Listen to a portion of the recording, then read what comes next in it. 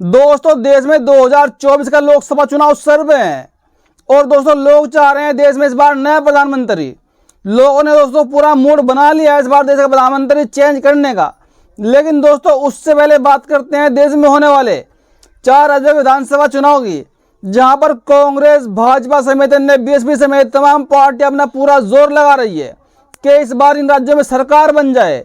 लेकिन दोस्तों जो आज की सबसे बड़ी खबर है, जी हाँ, विपक्ष के 5 बड़े ही दिग्गज नेताओं ने भाजपा व कांग्रेस का दामन छोड़कर दोस्तों बसपा का दामन थामा है और दोस्तों बसपा में खुशी की लहर है। दोस्तों आपको बताऊंगा सिलसिलेवार कहां से कौन सी पार्टी के बड़े दिग्गज नेता ने पार्टी को इस्तीफा देकर और बसपा कार्यालय पर खुद जाकर बसपा का दामन थामा, बसपा में शामिल हो गए हैं। सबसे पहले बात करते हैं दोस्तों मध्य प्रदेश की। मध्य प्रदेश में भाजपा के बड़े ही दिग्गज नेता घासीराम पटेल जी 2 बार जिला के अध्यक्ष रह चुके हैं, मंडी समिति के अध्यक्ष रह चुके हैं और दोस्तों इतना ही सही भाजपा के पिछड़ा वर्ग के जिला अध्यक्ष भी रह चुके हैं। और दोस्तों उन्होंने भाजपा को इस्तीफा देकर बसपा का दामन थाम लिया। जी हाँ, मध्य प्रदेश के भोपाल में प्रदेश कार्यालय पर जिनको बसपा के राज्यसभा सांसद रामजी गौतम ने बसपा में शामिल कराया और संकल्प लिया और साथ ही साथ उनके सैकड़ों समर्थक, सैकड़ों कार्यकर्ता उनके साथ बसपा में शामिल हो गए। जी हाँ, ये बड़ी खबर बसपा के लिए, जिससे बसपा में दोस्तों खुशियों की लहर चल गई है।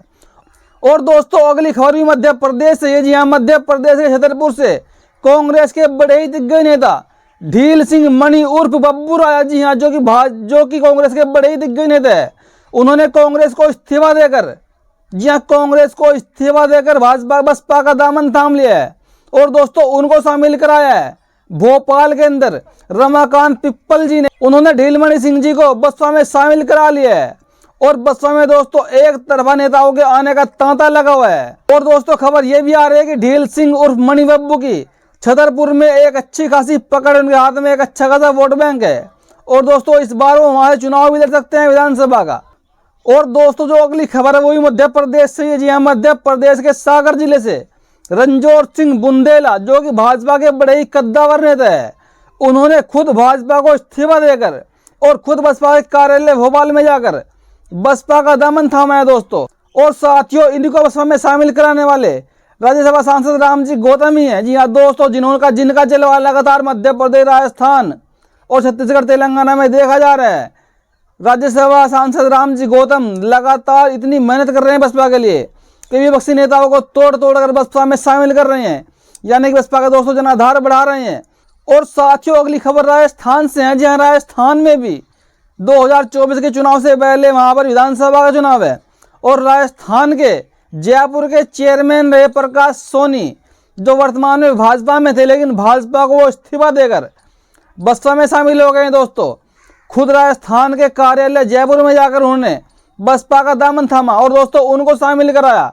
जो बसपा के राज्यसभा सांसद रामजी गौतम है, उन्होंने बसपा कार्यालय पर उनका स्वागत किया और जो उनके सैकड़ों कार्यकर्ता रहे दोस्तों, उनका भी स्वागत किया बसपा के अंदर। दोस्तों आपने देखा बसपा की लहर पूरे देश में चारों तरफ फैल चुकी है, क्योंकि दोस्तों काशीराम जी ने एक नारा दिया था जब वो जीवित थे, जो पार्टी को चला रहे थे, कि साथियों वर्तमान में कांग्रेस की सरकार है और जब कांग्रेस की सरकार का पतन होगा तो दोस्तों उसके बाद कमल खिलेगा, यानी कि भाजपा का उदय होगा और भाजपा 5 साल, 10 साल, 15 साल राज करेगी। और दोस्तों जब उसके बाद भाजपा का पतन होना शुरू होगा, उसके बाद बसपा का दोस्तों उदय होगा, फिर पूरे देश में बसपा की लहर चलेगी और दोस्तों फिर उसके बाद से पूरे देश में बहुजनों की सरकार गिनने का नाम नहीं होगा। दोस्तों काशीराम जी की भविष्यवाणी आज साबित होती जा रही है, क्योंकि आपने देखा जो बसपा पार्टी है, अब बसपा ने पूरे देश में अपने पैर पसारने का पूरा काम कर दिया है, क्योंकि जो बसपा के बड़े नेता आकाश आनंद जी है, वो लगातार देश के प्रत्येक कोने कोने में जाकर बसपा को बढ़ाने का दोस्तों काम कर रहे हैं और वो कैडर कैंप और रैलियों के माध्यम से लोगों की भीड़ जुटाने में कामयाब हो रहे हैं। और दोस्तों जहां पर भीड़ होती है वहीं पर दोस्तों वोट बैंक होता है। दोस्तों आपने देखा होगा जो भाजपा वाले आजकल रैली करते फिर रहे हैं मध्य प्रदेश में, चाहे खुद मोदी जी रैली करे, मोदी जी की रैली में दोस्तों भीड़ भी नहीं हो रही है। और दोस्तों मोदी जी को पूरी तरह टेंशन हो रही है 2024 की। और जो आरएसएस प्रमुख मोहन भागवत है दोस्तों, उनकी तो जुबान नहीं खुल रही है, क्योंकि देश में जो एक मुद्दा जोरों शोरों पर है वो है जातिगत जनगणना का। और दोस्तों अब कांग्रेस ने भी राजस्थान में ऐलान कर दिया है, जो वहां के वर्तमान के मुख्यमंत्री अशोक गहलोत जी वो भी ऐलान कर चुके हैं कि अगर हम सरकार में आते हैं तो हम आते ही पूरे प्रदेश में जातिगत जनगणना करवाएंगे और जिसकी जितनी संख्या भारी उसके हिसाब से उनको अधिकार देंगे। लेकिन दोस्तों सवाल ये उठता है, कांग्रेस की सरकार आज तक देश के लगभग 70% स्टेटों में रही है और जो वहाँ के मुख्यमंत्री रहे वो भी कांग्रेस के अच्छे खासे मुख्यमंत्री रहे। दोस्तों आपको मैं एक बात बता दूं, चाहे भाजपा हो चाहे फिर कांग्रेस हो, दोनों ही पार्टियों ने बहुजनों को ठगने का काम किया है। क्योंकि दोस्तों वर्तमान में राजस्थान में कांग्रेस की सरकार है और दोस्तों कांग्रेस की सरकार ने अब जाकर ऐलान किया है कि हम अगली बार चुनाव में अगर जीतते हैं तो हम यहाँ पर जातिगत जनगणना करवाएंगे। लेकिन दोस्तों पहले 5 साल पूरे मलाई खा गए, पूरे प्रदेश को खा गए, जनता को कुछ नहीं दिया, महंगाई कब नहीं की, रोजगार नहीं दिया और अब ये लॉलीपॉप दे रहे हैं कि हम जातिगत जनगणना करवाएंगे। अगर कोई इनसे पूछे अब तक क्यों नहीं करवाई, कांग्रेस में अब तक जब से हमारा देश आज़ाद हुआ है 70% सरकारें कांग्रेस की रही हैं। तो अब जाकर इनको याद आ रही है जब हमारे देश में मूल निवासी पिछड़ों की सरकारें उन्होंने इस कदम को उठाया है, तब जाकर दोस्तों इनकी आंखें खुली है कि यह भी एक मुद्दा है। हमारा देश दोस्तों वास्तव में जाति प्रधान देश है। हमारे देश में 6743 जातियाँ हैं और जहाँ पर जब भी चुनाव होता है वो जातियों के आधार पर होता है। जो बड़ी बड़ी पार्टियाँ हैं, बीजेपी, कांग्रेस, वो जाति देखकर टिकट देती है कि कौन सी जाति का नेता कितना ताकतवर है और किसके हाथ में कितना वोट बैंक है। तो जब टिकट जाति देख कर दे जाते हैं तो जातियों की गिनती कौन करेगा। और दोस्तों कुछ लोग तो ये भी कह रहे हैं कि जब लोगों ने जातियाँ बनाई तब जाति बनाने में मजा आ रहा था क्योंकि मलाई खाने को मिल रही थी जाति के नाम पर, और अब जाति गिनने की बात आ गई तो अब इनको सांप सूंघ गया, अब इनकी जुबान नहीं खुल रही है। तो दोस्तों जाति की जनगणना बहुत जरूरी है हमारे देश में, तब जाकर यहाँ के दलितों, पिछड़ों और मुसलमानों को, अल्पसंख्यकों को इनका अधिकार मिल पाएगा। तो दोस्तों आपको ये वीडियो कैसी लगी अपनी प्रतिक्रिया कमेंट में जरूर दीजिएगा। धन्यवाद। इसलिए आप लोग चुनो, किस लिए चुनो इस नेताओं ने?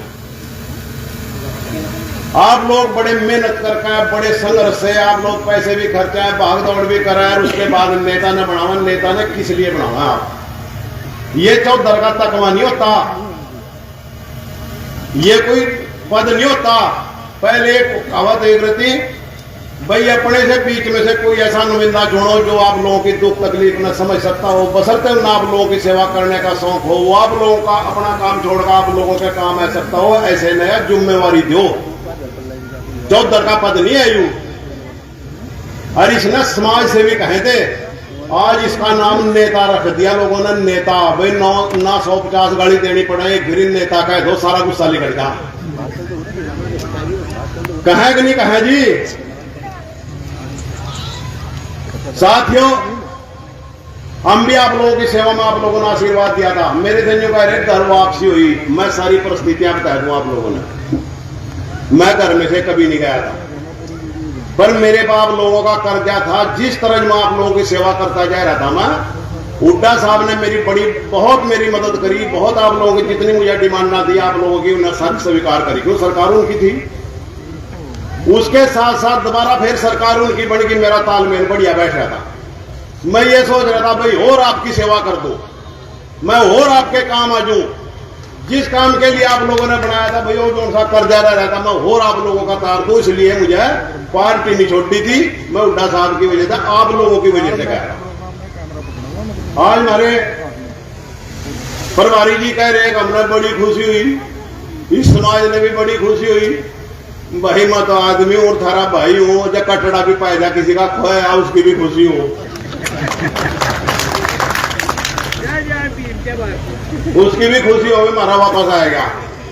मैं ना कभी समाज से बाहर गया था जी और ना आज गया। मैं समाज में गरीब समाज की सेवा करने के लिए मैं राजनीति में हाथ दिया था। इन्हें मेरे से आशीर्वाद यार, मुझे अपने नेम टेम से पूरी मतलब मेरा जितना प्रयास हो सका था, जितनी मेरी कोशिश हो सकती थी, मुझे वो कोशिश हर कोशिश करी मैं हर आदमी के काम आ जाऊं। मेरे टाइम में मोबाइल नहीं थे, कुछ लोग मेरे से भाई से किला सिखवा, अगर मारे तो खिलाफ कर दिया जी। मैं नेम से कहूँ करके मुझे अपने आदमी के किसी के खिलाफ कहा, क्या रहा किसी ने मारा नाम ले लेगा हमारे आदमी के खिलाफ, मतलब वो करे मन नहीं पता लगा उस चीज का, ये मेरा नाम लेगा कोई फोन कर दे जी मैं फलाना आदमी बोल रहा, अगले ने तो उसी बात से देना भी उन्हीं का फोन होगा। और चुगली ने तो महाभारत करवाई दी थी और चुगली ने रामचंद्र जी घरों कटवाई दिया था। मेरे से पहले वक्ताओं ने भी कहा चुगली का शिकार न बनो, अपने दिमाग से भी काम ले लो। भाई कौन आदमी जितना थरे काम ऐसा कहा, भाई काम करने वाले पे